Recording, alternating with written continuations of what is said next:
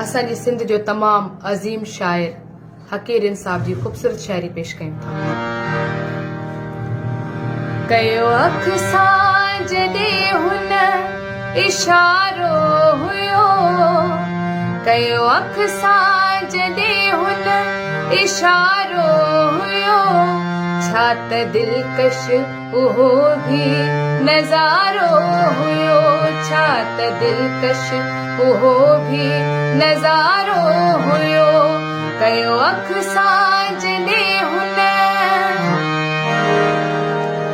थो लॻे त हकीर बि सिक सोज़ में, थो लॻे त हकीर बि सिक सोज़ में, थो लॻे त हकीर बि सिक सोज़ में, थो लॻे त हकीर बि सिक सोज़ में, बखमल जे बदन में सिकारो हुयो, बखमल जे बदन में सिकारो हुयो, छा त दिलकश उहो भी नज़ारो हुयो, छा त दिलकश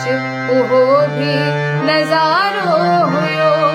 कयो अख सां जॾहिं